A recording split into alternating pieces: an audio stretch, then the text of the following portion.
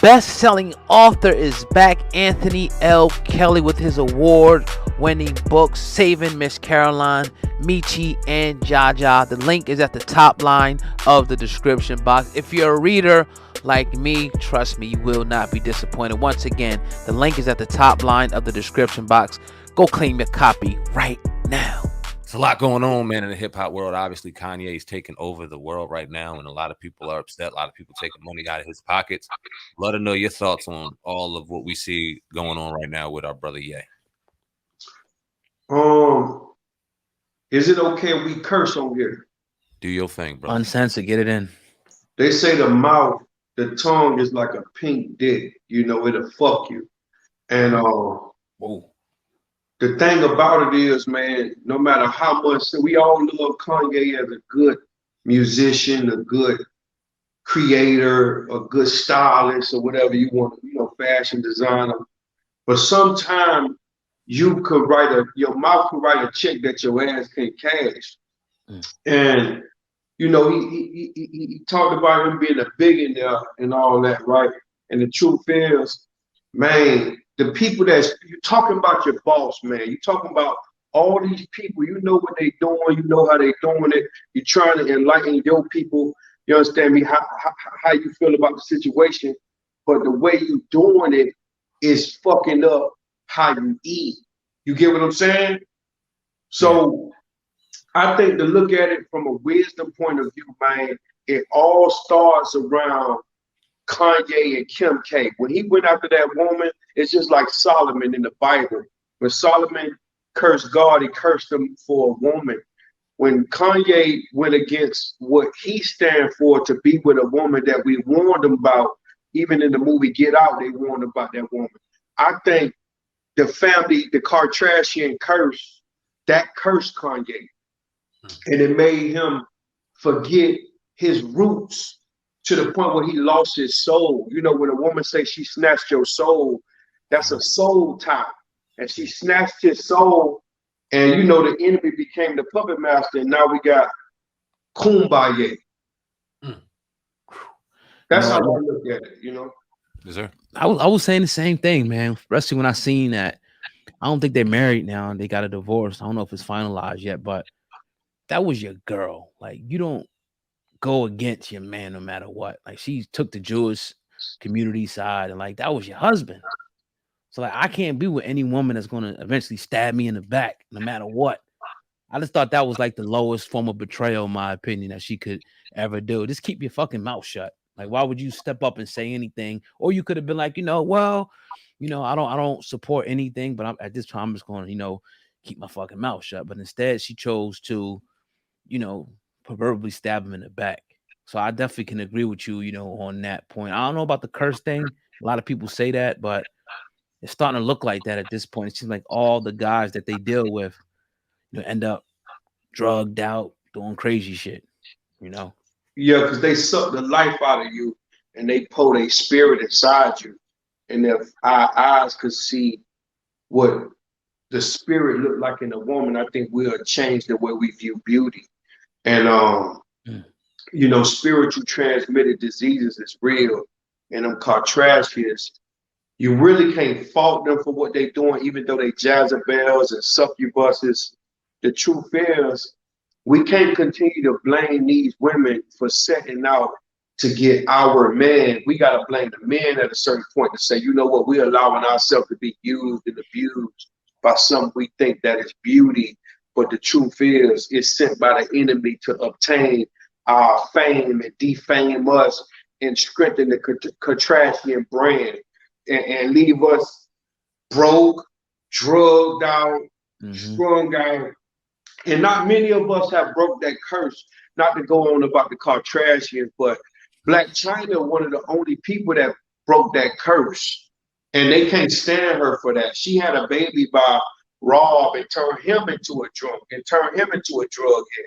So Black China, the only one that really cracked the code because she was one of them hoes, you know what I'm saying, that understood the assignment and she got it done. But then she wound up going crazy too. So nobody escapes that Kardashian curse.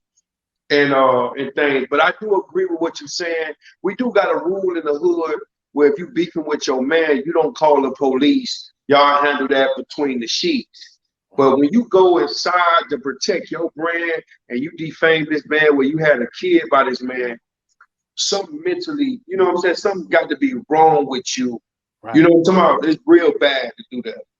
For sure. One of the comments that they got mad at Ye for was the comment when he talked about how he could say kill nigga this that, but when you start talking about Jews or white people and what they think is a hateful or negative way, it seems like nobody cares about black on black destruction.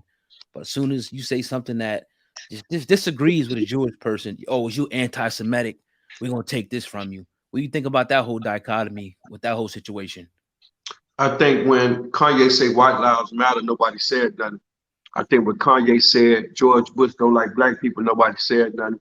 Mm-hmm. I think when Kanye said the thing about George Floyd, we forgave that, and really nobody really said nothing. I think when Kanye said slavery was a choice, nobody said nothing. When he talked about them people and put a magnifying glass on them people, it made a war. It made a war. But sometimes it ain't what you say, it's how you say it, right?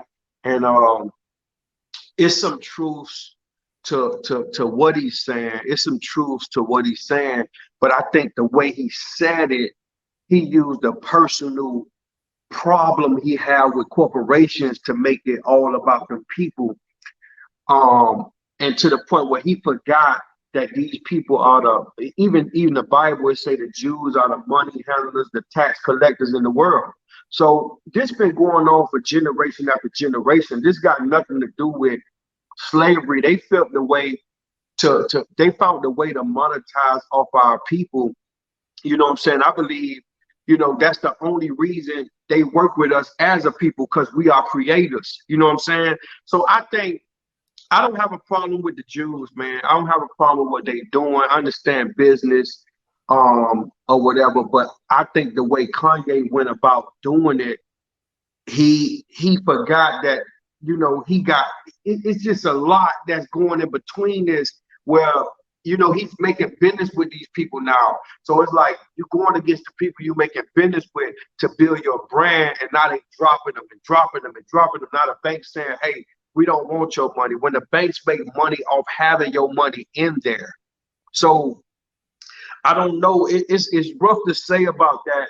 I just know with the way he did it, it hit different, because you talked about black people in the slavery joint, nobody said nothing. You talked about all this white lives matter, nobody said nothing. But when you talk about them people, see, they not a religion, they people. It ain't Jew religion, it's Jewish people. And Jews make sure you never forget what they went through with the Holocaust. They make sure you remember. And when we talk about slavery, it's downplayed, but when they talk about the Holocaust, it's serious. You get what I'm saying? So I think it's time for us to stick together like the Jews do, like the Muslims do. I think that's what we need to do. If we're gonna support Kanye, let's stick together and do it. If we're gonna do whatever we doing, let's stick together, because the only time black people come together is when we tear another black man down. You get what I'm saying? Yes, sir. I want you to know your opinion on the industry, in particular in hip hop, right? Because we've had the pleasure of interviewing a lot of different people within the game, and we've heard their stories, and we've heard stories off this platform of things that happen to people within the industry, in particular hip hop. Why do you think the hip hop industry, or the music industry in general, is such a dirty, rotten game? Who has their hand in controlling that, and why do you think it continues to go the way it does? I think, I hate to even say a color, but it's true. Like, I think, the light-skinned people control that game, and they let your own people oppress you. I think the light-skinned people controlling the money, and every boss got a boss, got a boss. So God is the ultimate boss. Is nobody above God. But I believe somebody is on top of QC, somebody is on top of TDE, somebody's on the top of Cash Money, and they stepping down on them to step down on the artist, and the artist stepping down on his artist and everybody is getting stumped on. I think it is an issue where one thing I did understood what Kanye said when he said with the music, if you talking knowledge, they don't want to hear that on the radio. But if you talk about kill, rob, steal, murder, they'll let you play that and they'll monetize it. They even put out I think his name Leo Cohen. They put out an interview with him saying that he got to feed his family off how we target our own people. So, once we identify what Kanye is presenting to us, if he is going to be our Harriet Tubman or, the Underground Railroad that he's building, I guess, I think we need to seep into the knowledge of what we're doing to each other more so than what they're doing to us, because I believe they plan us against each other, but we doing it to ourselves. We don't realize that that's your brother over there. You shouldn't be killing him or want to rob him or shit on him. You should be helping him like the Jews do. I think you need to look at your sister and be like, hey, I don't need to buy this Birkin bag. You understand me? Get these nails done, his titties and his ass done. I think we need to get together and women support women more than any culture in the world anyway. Niggas the one that's doing. We just got to get together as black people and do like the Cubans, the Mexicans and the other cultures do, and really build, because we own the culture. We own it. You know what I'm saying?